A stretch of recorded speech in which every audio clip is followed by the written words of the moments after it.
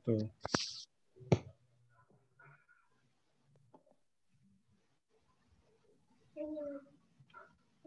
كيف حالكم؟ كيف حالكم؟ لحظة افتح الشير يا ريس. نعم فتحت ولكن جاله لم يدخل.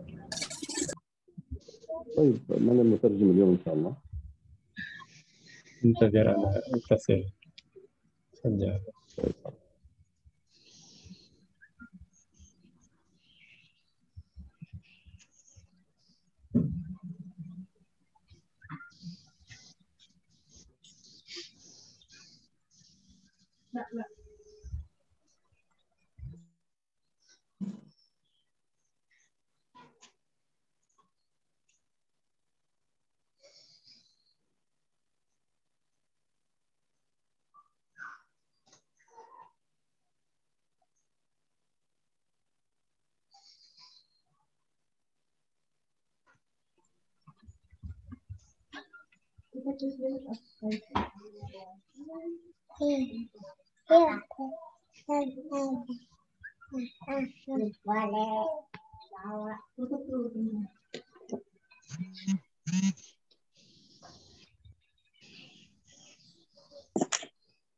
Hujan lah. Enggak.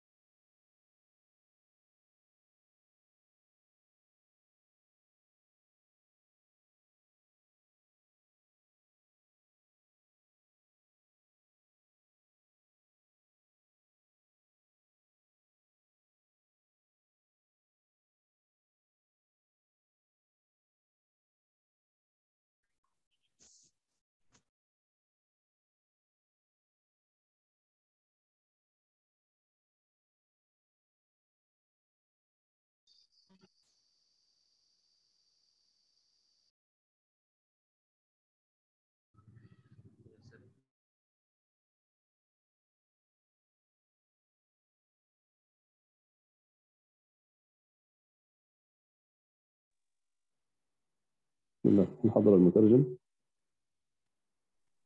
حاضر شيخ. طيب نبدأ إن شاء الله.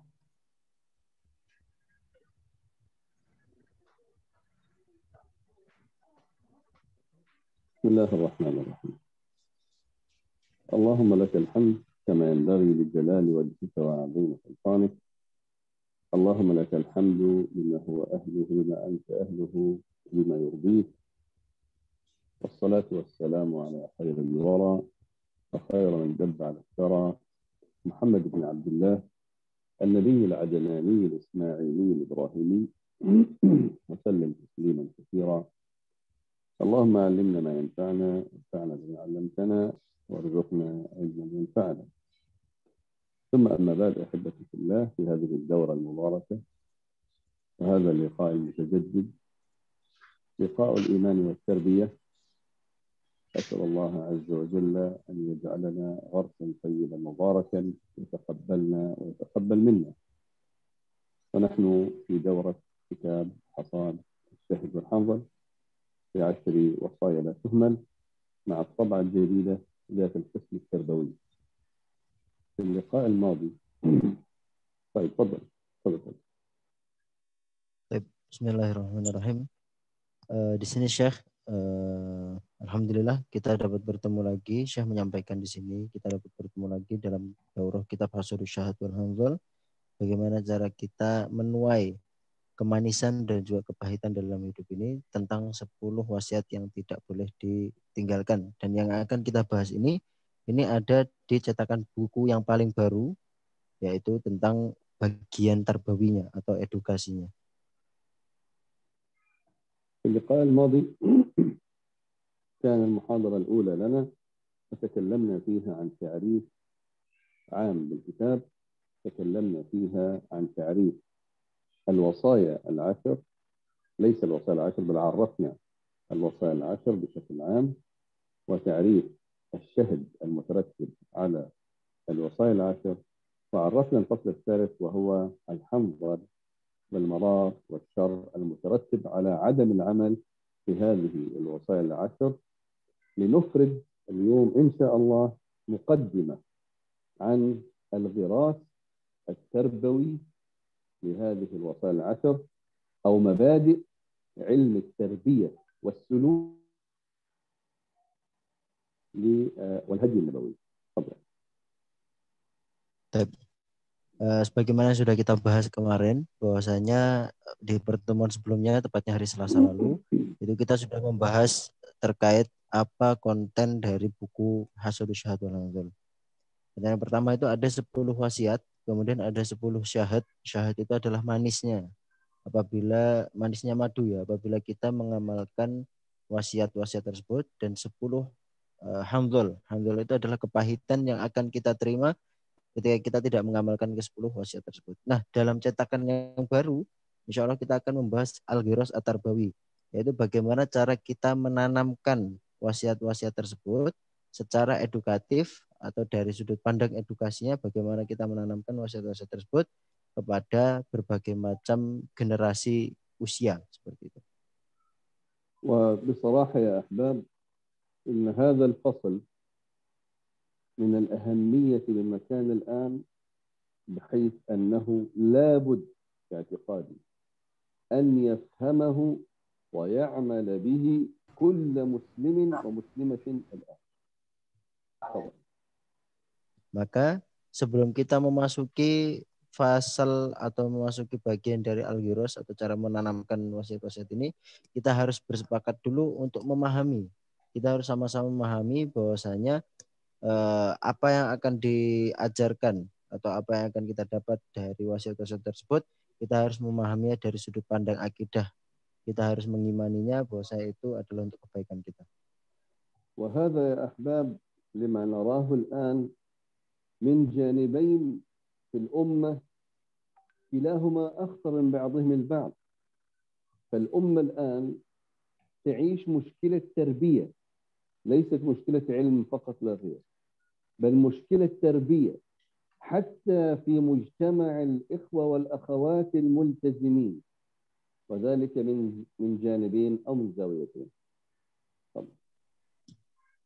Jadi ini semua memiliki korelasi dengan permasalahan umat yang ada sekarang.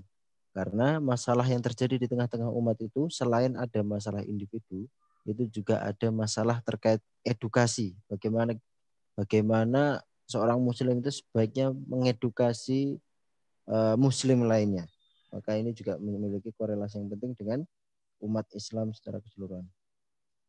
فالجانب الأول أو الخطر الأول الذي يعتري هذه الأمة في التربية أن العوامل المتاحة للتربية الآن هي عوامل تنمي أبناء المسلمين والمسلمين على مبادئ لا تمت للإسلام بصلة، سواء مبادئ علمانية أو مبادئ اشتراكية أو مجتمعية أو عادات وتقاليد. فلم يعد مجتمع التربية في الأمة الإسلامية مجتمع تربية إسلامي كما كان عليه مجتمع محمد صلى الله عليه وسلم. فبالتالي نمو الطفل في هذا المجتمع دون تدخل صحيح منا سيجعله لا ينمو النمو الإسلامي الصحيح، ولن يتعلم التربية الإسلامية الصحيحة، بل سيتعلم الأفكار المجتمعية الحالية التي هي أصلا أكثرها بعيد عن الفكر الإسلامي. Masya Allah. Jadi sebagaimana yang diamati oleh Syekh, bahwasanya apa yang terjadi di umat kita atau di masyarakat kita atau di komunitas kita yang terjadi adalah karena salah satu penyebab terjadinya penurunan kualitas Islam atau kualitas iman umat Islam ini adalah karena faktor sistem edukasi yang mana banyak disusupi oleh pengertian-pengertian atau disusupi oleh pemahaman-pemahaman sekularisme, liberalisme, komunisme, dan isme-isme yang lainnya, sehingga menyebabkan kualitas Muslim itu sendiri pada dasarnya sudah menurun dan jauh dari bagaimana dulu Rasulullah SAW mendidik umatnya atau jauh dari pendidikan dalam ranah syariat Islam. بل إنني وجدت للأسف بعض الإخوة والأخوات حتى في المجتمع الإسلامي تأثروا بهذا الفكر المجتمعي في التربية، فلا يوجهون أبنائهم توجيها مباشرا ويقولون نتركهم لأسلوب التجربة والصواب والخطأ، يتعلموا مع المجتمع ويتعلموا بالتجربة والصواب والخطأ، وهذا نظامنا في بلادنا وهذا نظامنا هنا. فيترك الطفل لا ينكر له منكرا ولا يفرض عليه صوابا. هذا الأب والأم الذي يستخدم هذا الأسلوب يسمى أسلوب العلف وليس التربية. هذا جعل نفسه علافا للأولاد وليس مربيا، لأن دوره فقط أصبح كيف يطعمهم وكيف يلبسهم. هذا يسمى أسلوب العلاف ليس المربي. فالعلاف هذا للبهائم، الذي يرعى البهائم في أكلها وشربها، هذا علاف لكن ليس مربي. التربية هي تربيته على الصواب وتعليمه الخطأ وتحذيره منه. فلا بد أن تحدد هل تريد أن تكون مربيا لأبنائك أم علافا لهم. Masya Allah. Jadi yang sangat disayangkan juga fenomena yang terjadi di tengah-tengah umat ini adalah bahwasanya orang tua ini hanya melakukan pendidikan kepada anaknya itu sebagai seperti al-alaf. Alaf itu sebagaimana dijelaskan oleh Syekh tadi, seperti penggembala saja. Contohnya adalah ketika orang tua itu lebih prefer atau lebih senang mendidik anaknya dengan biarkan mereka belajar dari yang salah. Jadi mereka mengetahui mana yang benar, atau biarkan mereka belajar dari yang benar maka mengetahui yang salah. Jadi hanya berupa observasi-observasi saja, tidak dengan metode-metode yang diajarkan oleh Islam.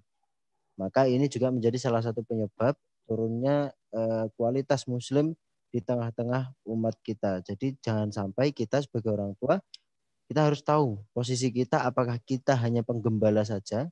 Tugas kita itu adalah sebagai penggembala yang hanya memberikan makanan kepada hewan ternak kita, memberikan pakaian kepada hewan ternak kita, ataukah kita sebagai pendidik. Ya, kita harus membedakan apakah kita penggembala ataukah kita pendidik. Kalau kita penggembala, maka sebagaimana kita memberikan makanan dan pakaian untuk anak-anak kita saja.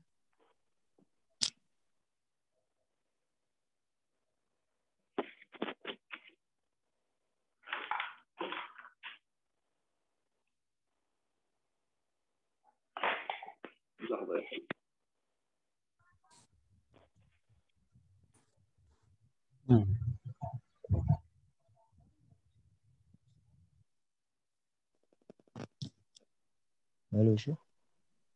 السلام عليكم. فأنا أقول لهؤلاء أيوة. لا يوجد الصوت.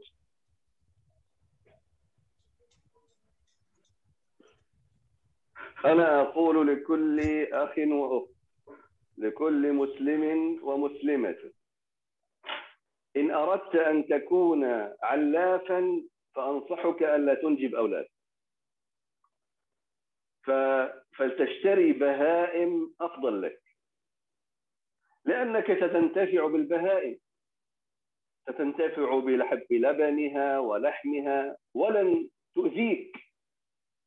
لكن إن أحضرت أولاد وأردت أن تكون علافا ولست مربيا للأولاد، أولا لن تنتفع بهم، فلن يأتي منهم حليب ولا لحم ولا خير. ثانيا فقد ربيت أو أنشأت جيلا محاربا أو كارها للإسلام. ثالثا أنت أول من سينطحك الولد عندما يكبر، لأنك لم تربيه ولم تعلمه بر الله ليبر. Jadi yang disampaikan oleh Syekh adalah setiap kali Syekh selalu memberikan nasihat kepada muslim dan setiap muslim dan setiap muslimat ketika mereka ingin memiliki anak, itu ditanyakan dulu oleh siapa tujuan kamu memiliki anak. Apakah kamu ingin menjadi pendidik ataukah kamu ingin menjadi penggembala? Kalau kamu ingin menjadi penggembala, lebih baik kamu beli saja hewan ternak, kamu bisa mendapatkan manfaat dari susunya, dari kulitnya, dari dagingnya. Sedangkan kalau kamu ingin punya anak dan kamu hanya ingin menjadi penggembala saja, yang pertama tentu kita tidak mendapatkan manfaat apa-apa dari anak yang tidak tahu arah kehidupan di dunia ini. Kemudian yang kedua tadi, sebentar nanti saya tanya ke Syekh. Yang ketiga adalah bahwasanya kita akan mendapatkan konsekuensi dari apa yang anak-anak kita lakukan ketika mereka melakukan kesalahan tanpa bimbingan dan juga tanpa arahan khususnya dalam agama dari kita. معذرة شيخ الرقم الثاني ايش؟ الأول يعني لا ينتفع باللبن ولا أنه إن كان علافا للأولاد وليس مربيا فهو أولا لن ينتفع بهم. رقم اثنين أنه سينشئ جيلا إما محاربا لدين الله أو ليس محبا لدين الله. ثالثا أنه هو أول من سينطحه أو يؤذيه هذا الولد عندما يكبر، لأنه لم يربيه على بر الله ليبره هو. Ayo. Saya ulangi lagi ya, untuk konsekuensi ketika kita ingin punya anak tapi kita masih belum bisa menjadi seorang pendidik adalah yang pertama, kita tidak mendapatkan manfaat apa-apa dari anak tersebut karena kita tidak mendidiknya dengan baik dengan cara syariat Islam. Dan yang kedua adalah ketika dia tumbuh dewasa, dia akan menjadi generasi-generasi yang antara tidak mencintai Islam atau akan menjadi musuh Islam. Dan yang ketiga adalah bahwasanya dia akan menjadi, ketika dia tumbuh dewasa, dia akan menjadi hal yang menyedihkan bagi orang tuanya ketika dia tumbuh dewasa. إذا قلنا أن من أسباب أهمية قسم التربية أولا أن عوامل التربية الموجودة في المجتمع الآن عوامل تربية سلبية أو تربية خاطئة لا تربي على الأخلاق الإسلامية.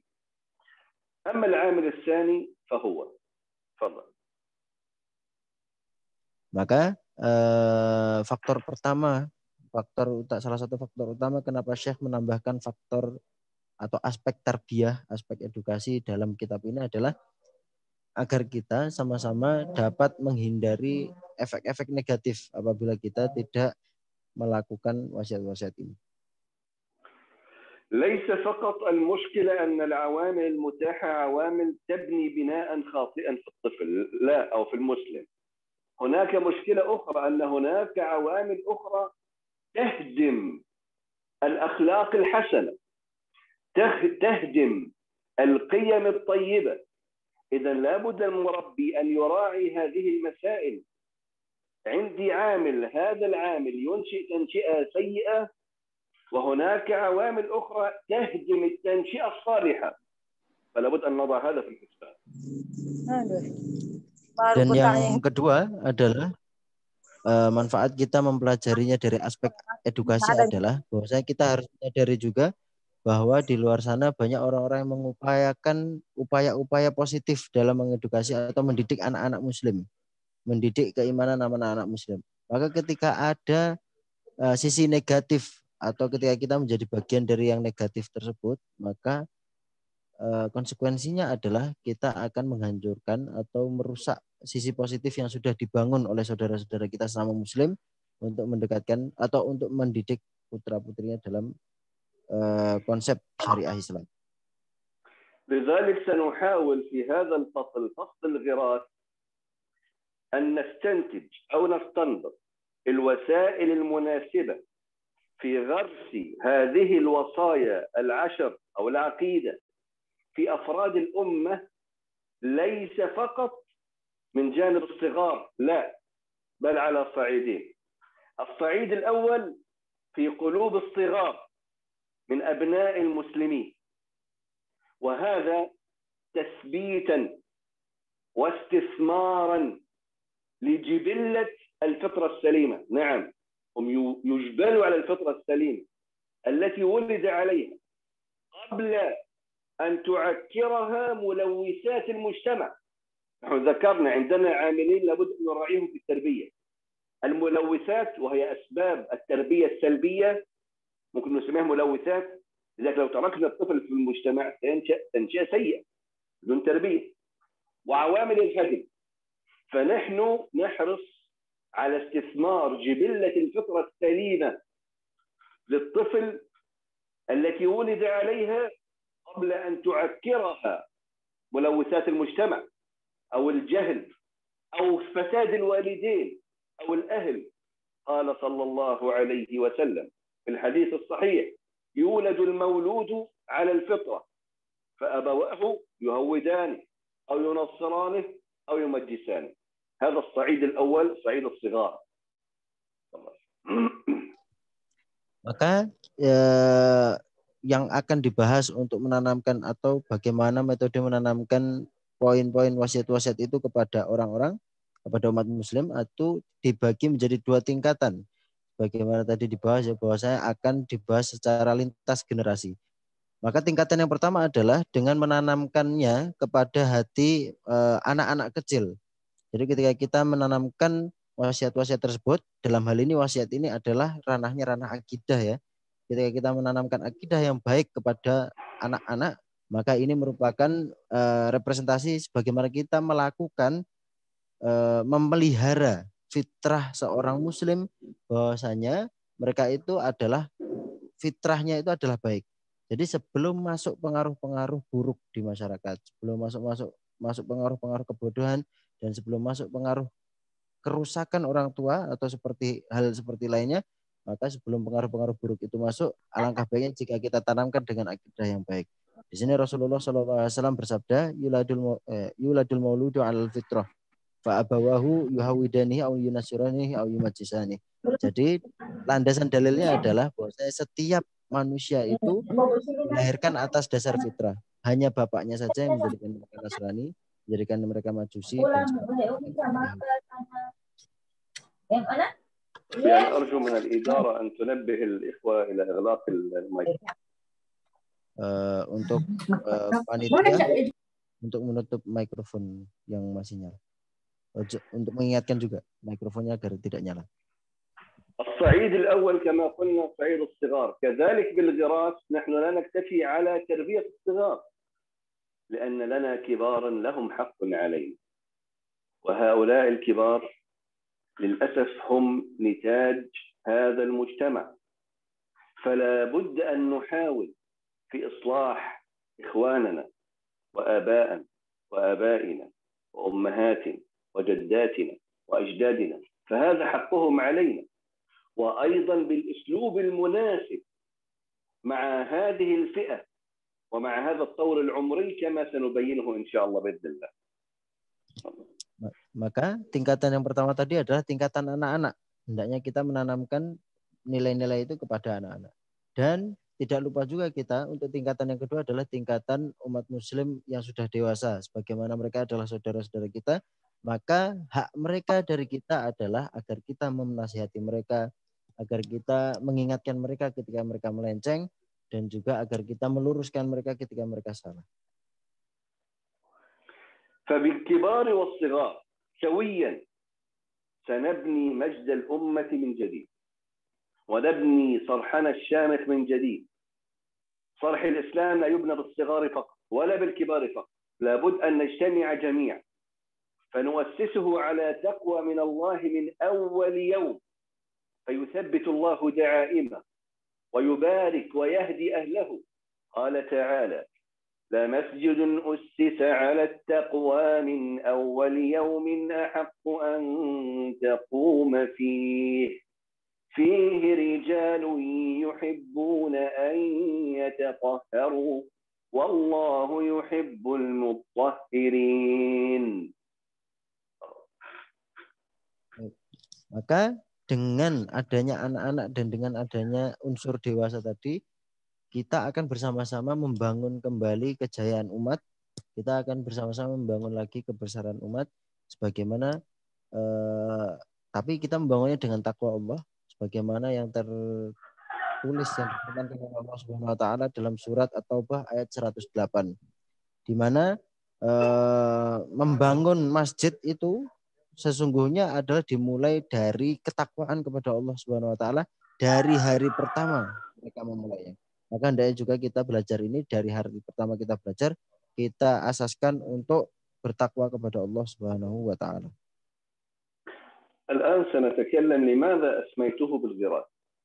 سبب تسمية هذا الفصل بالغراس. يا أحباب، لقد أسمينا هذا الفصل بالغراس لأننا في حقيقة الأمر نتناول حقيقة وكيفية الإيمان الصحيح في قلوب المسلمين، ليس العمل الجارحي فقط. نحن نتناول حقيقة وكيفية الإيمان الصحيح في قلوب المسلمين. والله سبحانه وتعالى في عليائه وفي كتابه المجيد جعل الإيمان في القلب غراسا ومثله بالشجرة التي تغرس في قلب المؤمن. قال تعالى: والغرس يكون للنخيل. إذن هي شجرة النخيل. قال تعالى: ألم تر كيف ضرب الله مثلا كلمة طيبة كشجرة طيبة أصلها ثابت وفرعها في السماء تؤتي أكلها كل حين بإذن ربها ويضرب الله الأمثال للناس لعلهم يتذكرون. الله هو الذي سمى واعتبر أن الإيمان في القلب كغراس النخلة تماما. Masya Allah. Lalu kenapa fasal ini atau bagian ini disebut dengan bagian ghiros atau bagian kita menanam? Itu adalah karena hakikatnya seorang muslim itu akan mendapatkan bagaimana cara beriman, bagaimana hakikat sebuah iman itu sendiri, itu ada di dalam diri atau di dalam hati seorang muslim itu masing-masing. Dan sesungguhnya Allah Subhanahu Wa Taala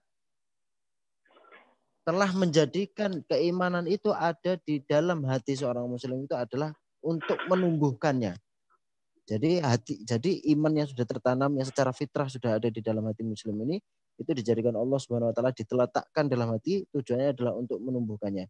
Permisalannya adalah seperti syajarah atau seperti pohon di mana Allah Subhanahu Wa Taala berfirman dalam Al-Quran yang disebutkan oleh Syekh tadi, bahwasanya permisalan orang yang ditanamkan keimanan di dalamnya adalah bagaikan orang yang sedang menanam pohon yang baik. Allah Ta'ala. هذه هي النخلة حتى تعرف النخلة وهي شجرة التمر أصلها ثابت فرعها وجذورها في الأرض وفرعها في السماء.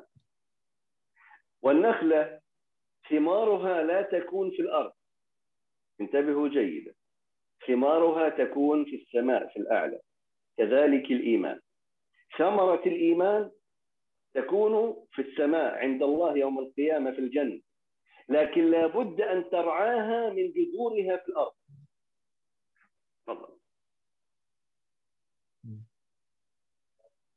Jadi permisalan pohon yang disampaikan oleh Syekh Hafizullah Ta'ala dalam ayat tadi itu adalah seperti pohon nakhlah. Pohon nakhlah itu adalah pohon kurma. Seperti pohon kurma, ketika kita melihat pohon kurma itu, kita melihat buahnya itu ada di atas langit atau di atas pohonnya. Di mana itu melambangkan bahwasanya buah tersebut, buah dari keimanan tersebut, itu kembalinya kepada Allah Subhanahu Wa Ta'ala. Namun untuk menjaga keimanan, untuk memelihara keimanan tadi, kita harus menghidupi pohon itu dari akarnya. atau dengan kita menyiraminya dan lain sebagainya, maka ketika kita ingin menghidupkan keimanan kita, kita harus merawatnya dari akarnya, yaitu hati. في الدورة الأولى لكتاب لقسم الغراس الذي كان في رمضان، أنا لم تجاوزت تعليق الإمام ابن القيم على هذه الآيات، لكن بصراحة أنا أرى أنه لذلك لو لم يكن هذا الدرس إلا من أجل تعليق الإمام ابن القيم على هذه الآيات لكان هذا ممتاز وطيب جدا. ولو لم يخرج الإخوة من الدورة إلا بفهم كلام ابن القيم لهذه الآيات لكان هذا شيئا مبارك. فسنقرأ بإذن الله كلام ابن القيم. Baik. Jadi di sini Syekh memberikan ta'liq atau memberikan footnote ya, catatan dari Imam Ibnu Qayyim yang menjelaskan makna atau menafsirkan makna dari ayat yang disebutkan oleh Syekh Hafizullah Ta'ala tadi dalam surat Ibrahim ayat 24 sampai 26. Maka bahkan Syekh sendiri mengatakan di sini, alangkah jika seorang itu keluar dari daurah ini dan belum memahami betul perkataan dari Imam Ibnu Qayyim ini, alangkah meruginya, dan insya Allah akan kita bahas bentar lagi. اسمع جيدا لهذا الكلام وأرجو من الإخوة والأخوات أن يفهموا. يا أحباب، أنا أحب أن أكرر محاضرات العقيدة ومحاضرات الفهم الإسلامي تختلف عن محاضرات الفقه مثلا. فمثلا الفقه هي محاضرات تطبيقية بالجوارح، فبسهولة جدا أركع بالطريقة الفلانية، أسجد بالطريقة الفلانية، أتوضأ بالطريقة الفلانية، عمل جوارح.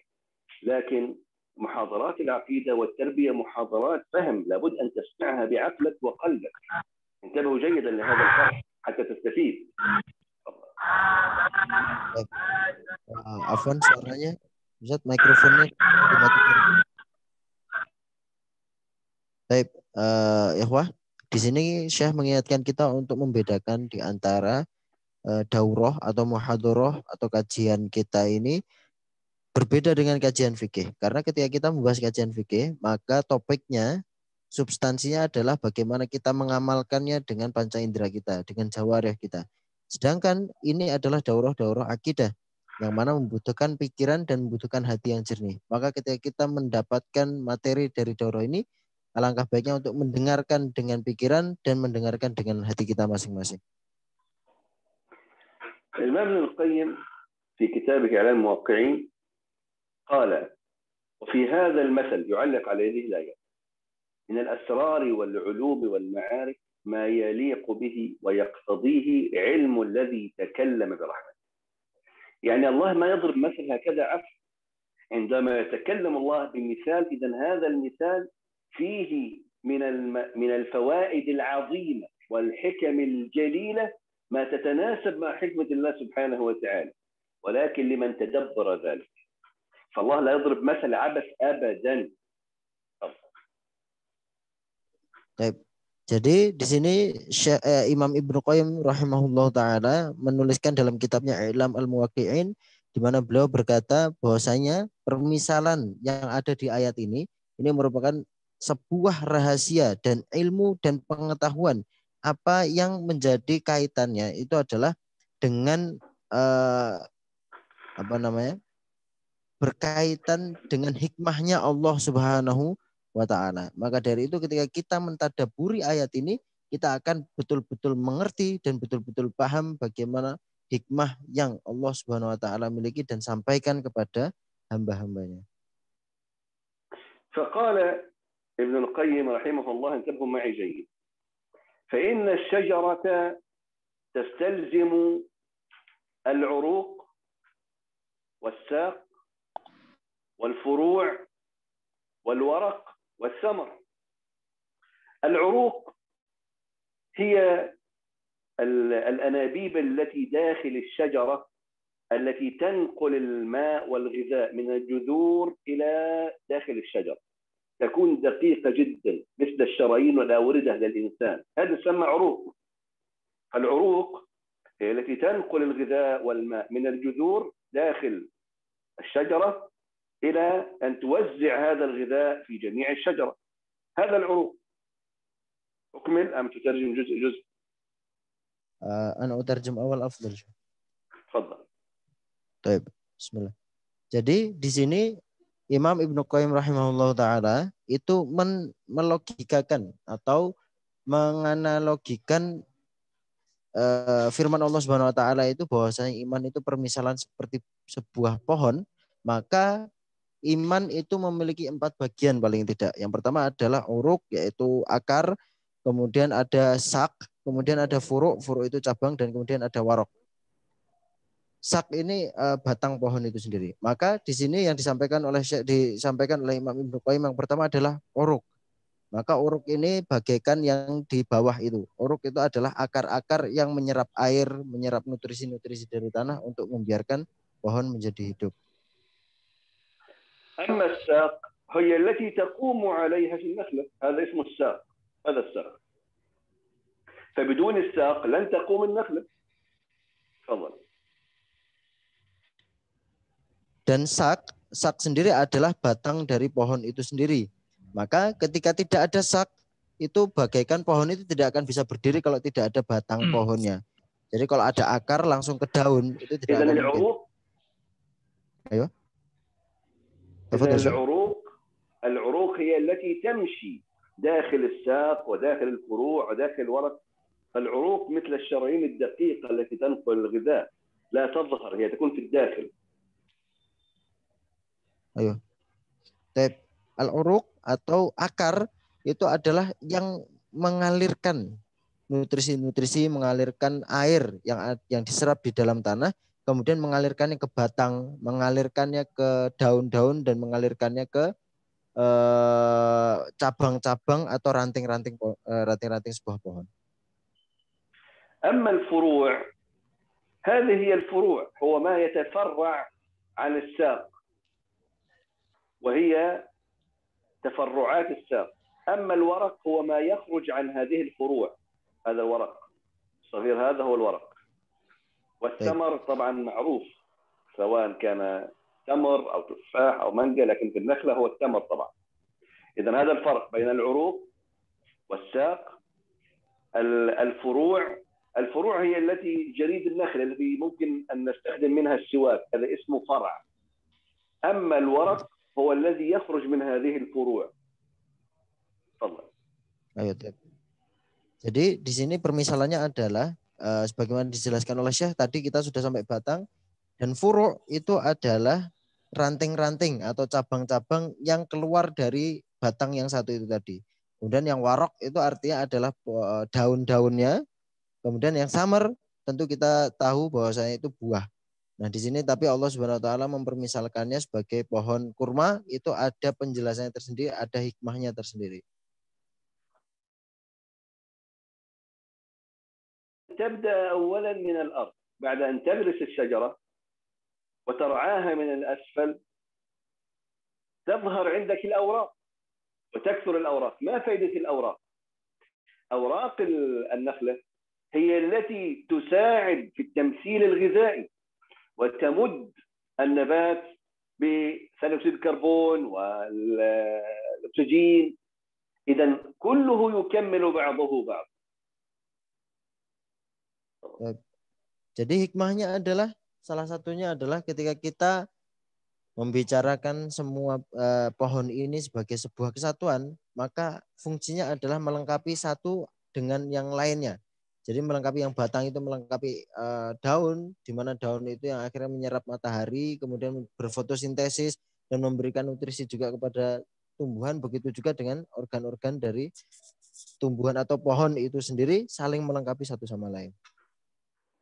إذن اليوم سنعرف كيف نربي شجرة الإيمان في قلوبنا من كلام ابن القيم. Jadi hari ini insya Allah kita akan mengetahui dari perkataan Ibnu Qayyim bagaimana cara kita memelihara buah dari keimanan dengan kita memahami perkataan beliau itu dalam tafsir ayat yang sudah disebutkan oleh Syekh tadi. فقال ابن القيم أن العروق هي العلم والمعرفة واليقين. إذا الذي لن يتعلم العلم الشرعي الصحيح ولن يعرف الحق واليقين لن يستطيع أن ينقل الغذاء لبقية الشجرة، كأنها شجرة تقطعت عروقه، وساقها التي تقف عليها هو الإخلاص. فمن ليس عنده إخلاص لن يستقيم عمله وإيمانه أبدا، بل سيسقط على الأرض لتأكله الحشرات والنمل إلى غير ذلك. أكمل أم ترجم؟ ممكن تكمل، ما مشكلة شيخ. أما الفروع هي الأعمال الصالحة، وهذه هي الفروع، والأوراق هي الأعمال وما تتفرع عنها من عمل صالح. أما الثمرة هي ما توجبه أو هي مردود هذه الأعمال الصالحة من الآثار الحميدة. ثمرة حسن الزراعة وحسن الورع حينها تكون ثمرة حسنة أو ثمرة قبيحة بحسب رعايتك لهذه النخلة. تفضل. Baik. Jadi yang dimaksud dengan oleh Ibnu Qayyim ketika beliau menjelaskan, ketika ia rahimahullah ta'ala menjelaskan tentang filosofi pohon yang ada dalam ayat tadi, itu adalah bahwasanya uruk yang dimaksud dengan akar dalam buah iman, buah keimanan itu adalah, pohon keimanan itu adalah, akarnya itu adalah ilmu dan pengetahuan dan keyakinan. Maka ketika kita tidak memiliki ilmu, tidak memiliki pengetahuan tentang syariat Islam, dan tidak memiliki keyakinan yang kuat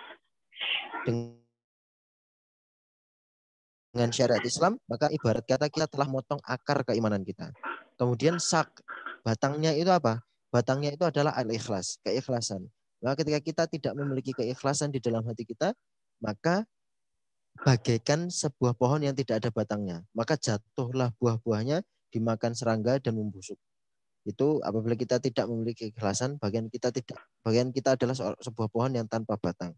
Kemudian furuknya atau cabang-cabangnya, ranting-rantingnya adalah al-amal atau perbuatan-perbuatan kita. Maka dengan kita memperbanyak perbuatan kita, banyak juga buah keimanan yang akan masuk ke dalam tubuh kita. Dan wasamrotaha, samrohnya adalah, buahnya adalah yaitu pengaruh-pengaruh kebaikan dan sifat-sifat yang baik yang akan, dan akhlaknya yang baik, akhlak-akhlak kita yang akan menjadi baik ketika kita mendapatkan atau memiliki komponen-komponen yang dijelaskan oleh Ibnu Qayyim dalam pengertian filosofi pohon iman itu tadi. Jadi itu buahnya adalah perilaku kita, sosialisasi kita, dan juga akhlak kita akan menjadi baik. ولم يتركنا ابن القيم بهذا الشكل أو بهذه الكلام النظري، بل أعطانا مثال لنختبر نوع الشجرة التي في قلبه. أعطانا مثال لتختبر هل الشجرة في قلبك شجرة إيمان صحيحة أم شجرة خبيثة. قال: فإذا كان العلم صحيحا. ما هو العلم؟ العروق. والآن سيفصل وتكلم كلام مجمل، الآن يفصل ليختبر كل منا نوع الشجرة التي في قلبه. قال: فإذا كان العلم صحيحا مطابقا للمنطوق الذي أنزل الله كتابه به، والاعتقاد يعني العقيدة مطابقا لما أخبر به عن نفسه سبحانه وأخبرت به عنه رسله عليهم السلام، هذا كله ماذا؟ العروق. قال: والإخلاص قائم في قلبه، لا يريد بعمله إلا وجه الله سبحانه وتعالى. والأعمال، الإخلاص اللي هو الساق، والأعمال موافقة للأمر والهدي والدل والسمت، مشابه لهذه الأصول مناسب لها. يعني لو كانت الأعمال، ما هي الأعمال؟ الفروع موافقة للأمر والهدي، أمر الله وهدي النبي صلى الله عليه وسلم. وكان الهدي والدل والسمت أي جوارحه، وهي الثمرة الدنيوية، هو عمل الجوارح، ما يظهر عليه من أخلاق كريمة فلو كان الهدي والدل والسمت مشابه لهذه الأصول التي ذكرناها فدل على أن هذه الشجرة شجرة إيمان، أنها شجرة إيمان صحيح في القلب، أصلها ثابت وفرعها في السماء.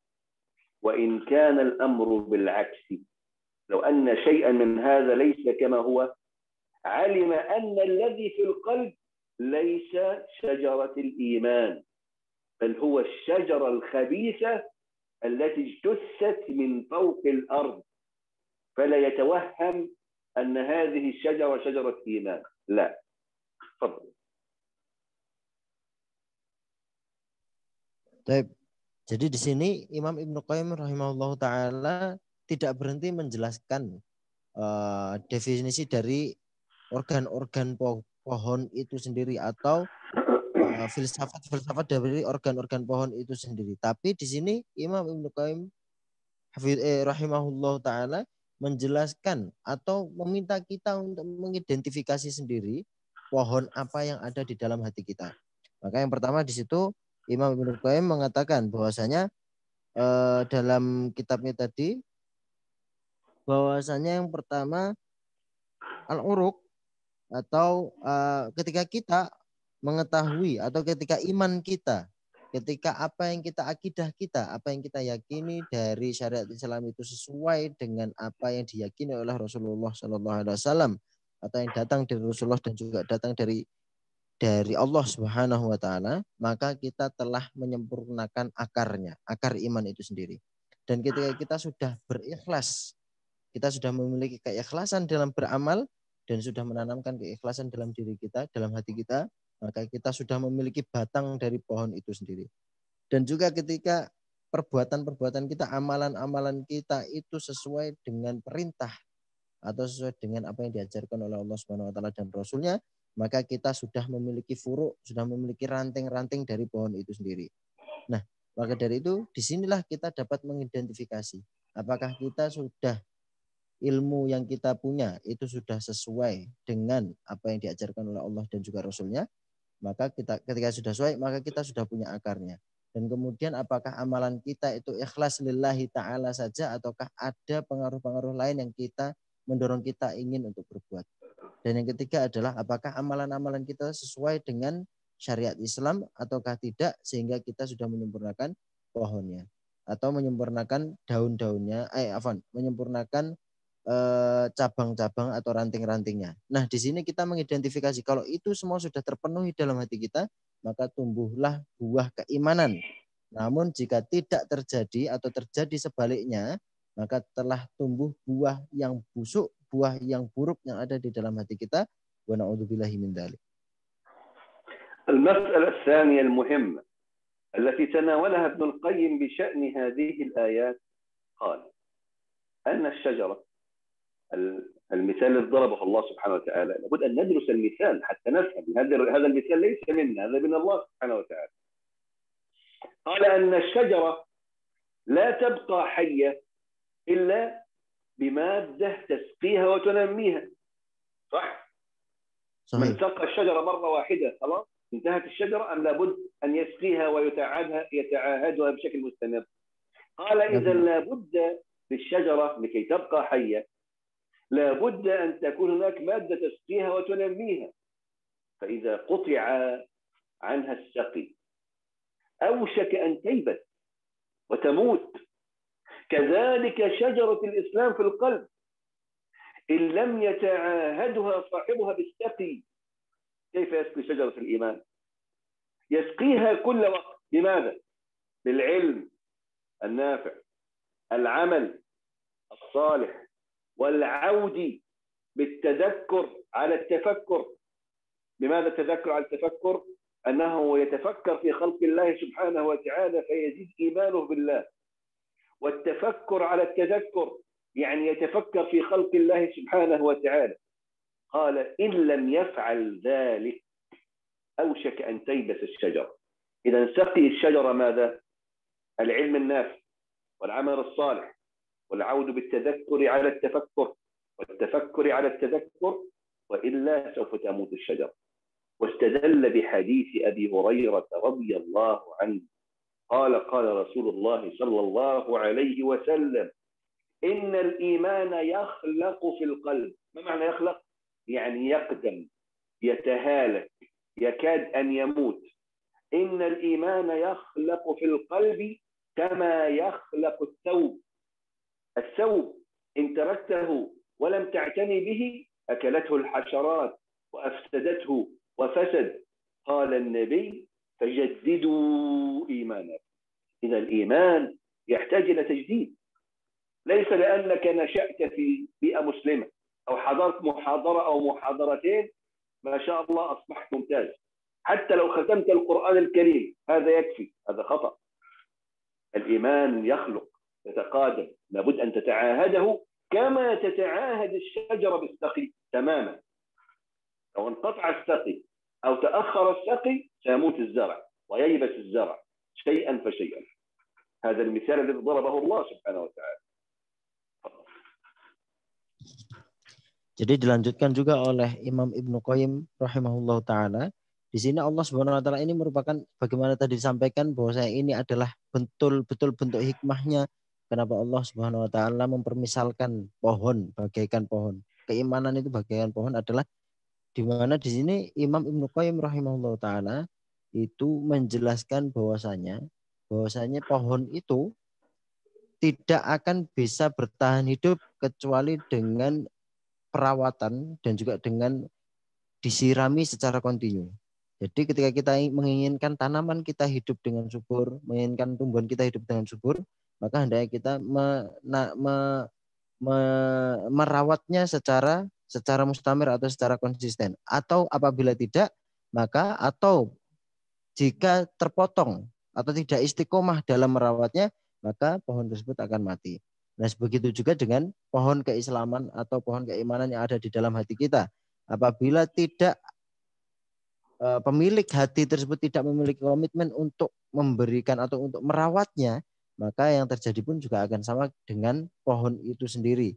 Di mana cara kita merawatnya adalah dengan kita secara kontinu mengisi hati kita itu dengan ilmu yang bermanfaat, kemudian amal atau pekerjaan yang soleh, dan juga kepada al-audu bitadzakur ala tafakkur, yaitu kembali dengan menyebut nama Allah dan juga sebelum kita bertafakur atau sebelum kita memikirkan bertadabur mentadaburi apa yang Allah Subhanahu wa taala firmankan dalam Al-Qur'an, dan juga tafakur ala tadzakur atau juga kita memfikirkan apa yang kita zikirkan kepada Allah Subhanahu wa taala. Karena kalau tidak maka bagaimana pohon tadi kita juga akan mati. Dan di sini Imam Ibnu Qayyim rahimahullahu taala memisalkan atau mengambil dalil dari Musnad Imam Ahmad dari Abu Hurairah bahwasanya Rasulullah sallallahu alaihi wasallam bersabda, sesungguhnya iman itu akan mati. Jadi yakhlak itu kata Syekh tadi adalah akan sekarat sebagaimana pakaian itu jika kita tidak pakai sama sekali itu akan perlahan rusak. Maka di sini pesan Rasulullah SAW, jadidu imanakum atau perbaruilah iman kalian. Cara memperbaruinya tadi dengan ilmu yang bermanfaat, amal yang soleh, dan kemudian kembali dengan berzikir kepada Allah sebelum kita bertadabur dan bertadabur sebelum kita berzikir kepada Allah. التعليق الثالث والأخير للإمام ابن القيم على هذا المثال الإلهي لشجرة الإيمان، وهو مسألة مهمة جدا. هو يشرح مثل إلهي من الله. إذن الله هو الذي يريد هذا المثل.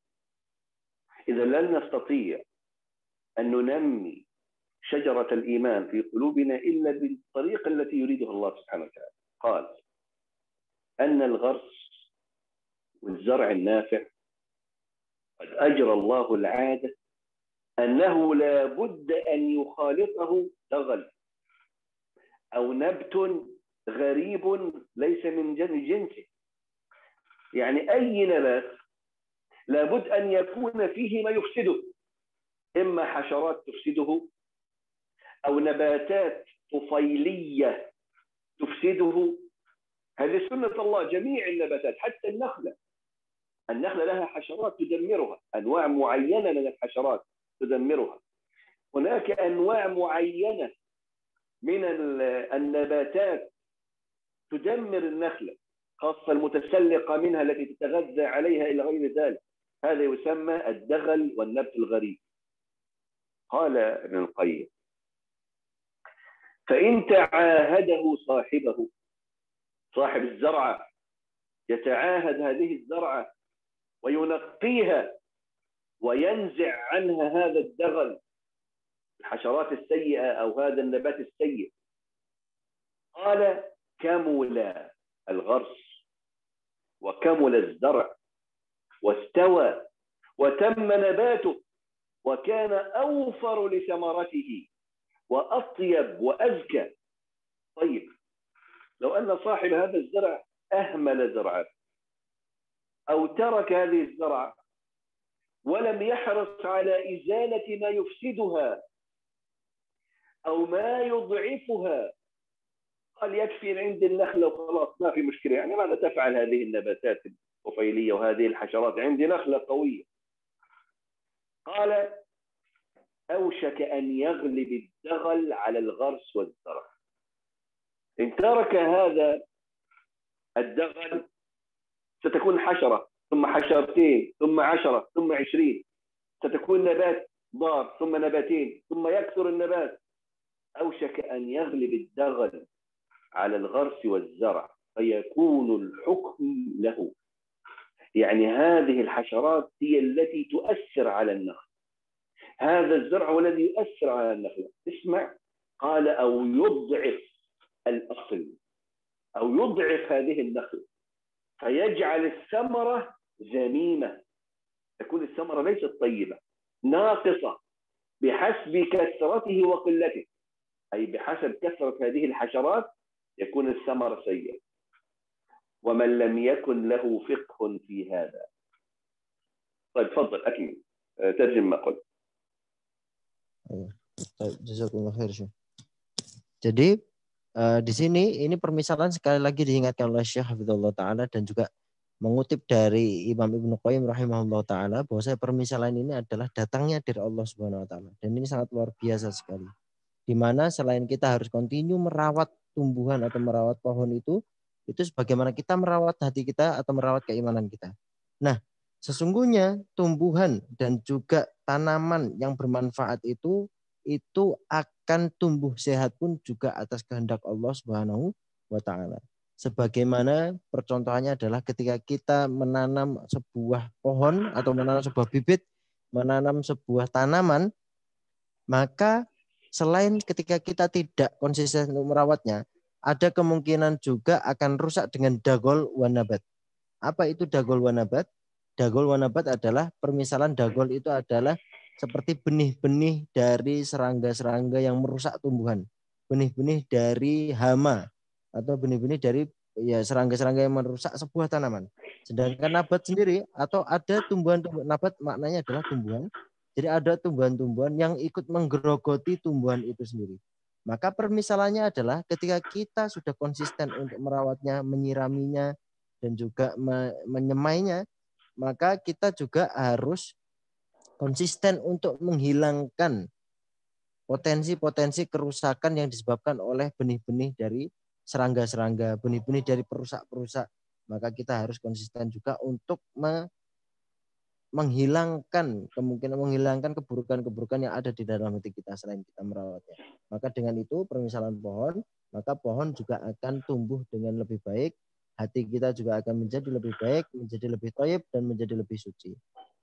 Karena jika kita tidak melakukannya, tidak dengan konsisten menghilangi keburukan-keburukan yang ada di dalam diri kita, takutnya kita akan terpengaruh dengan keburukan itu dan kita akan lebih condong kepada keburukan daripada kepada kebaikan itu sendiri. قال رحمه الله: إذن المؤمن يجب دائما أن يشغله شيئين، ليس شيئا واحدا: سقي هذه الشجرة وتنقية ما حول هذه الشجرة، لأنه بسقي هذه الشجرة تبقى وتدوم، وبتنقية ما حول الشجرة من ما يفسدها إلى غير ذلك تكتمل وتتم وتبارك الثمرة. تفضل.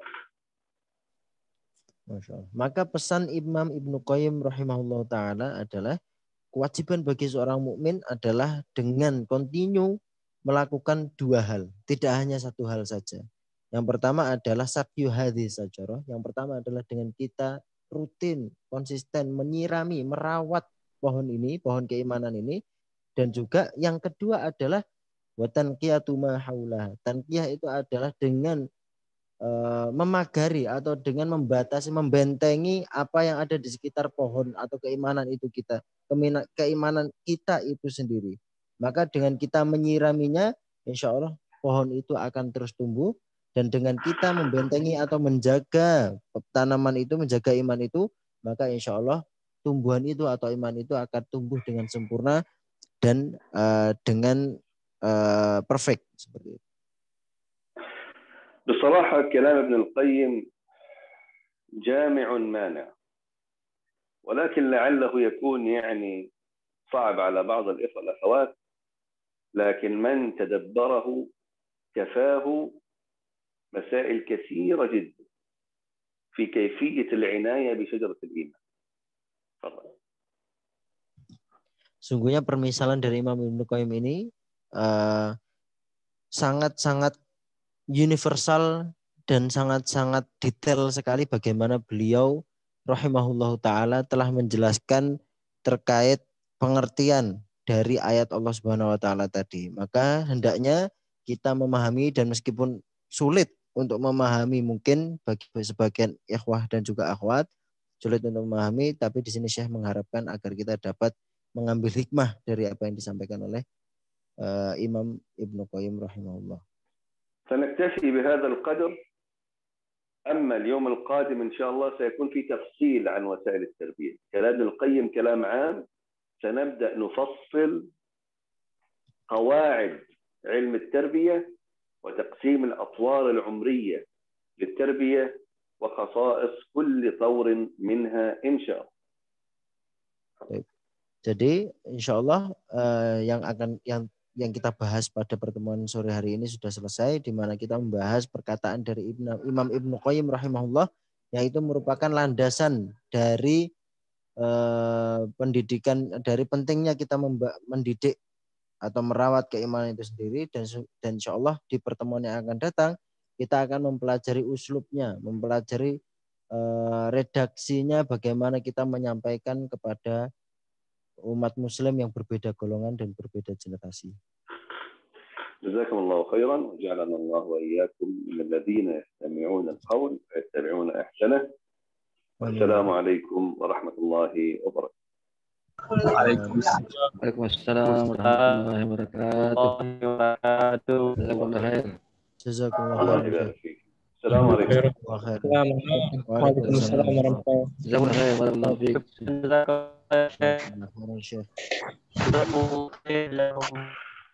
بارك الله فيك. خيرا يا شيخ، بارك الله فيك. إياكم إن شاء الله. وإياكم. أستأذنكم شيخ. تفضل. وعليكم السلام ورحمة الله وبركاته. Assalamualaikum Ustaz. Waalaikumsalam warahmatullahi wabarakatuh.